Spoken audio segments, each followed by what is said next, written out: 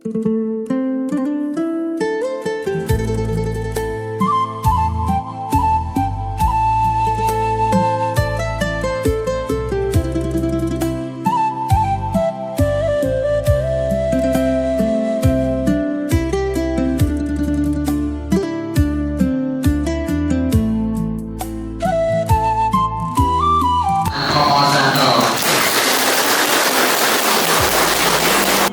្ញុំកាលណា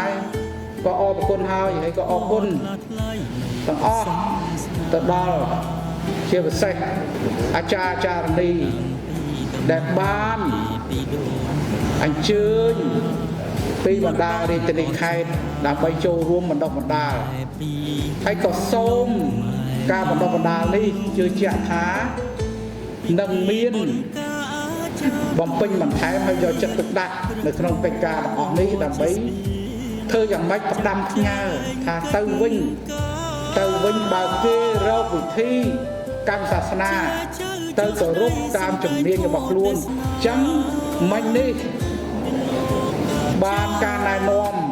ពីសម្ដេចមហាបវរធិបតីការពីសម្ដេចសម្ដេចអាចារ្យក្របខ័ណ្ឌប្រទេសលោកបានណែនាំថាឲ្យបង្កើតសមាគមអាចារ្យទូទាំងប្រទេសខ្ញុំក៏បាននេះទៅក៏ឲ្យអាដាមសានសម្ផស្សជាអគ្គលេខាធិការហើយក៏មានថ្នាក់ដឹកនាំយើងមួយចំនួនបង្កើតបានជាសមាគមបង្កើតចេញហើយ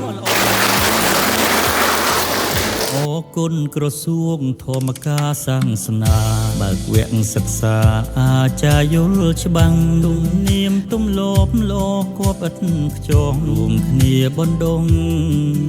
ថែទាំសាសនាឲ្យរីកចម្រើន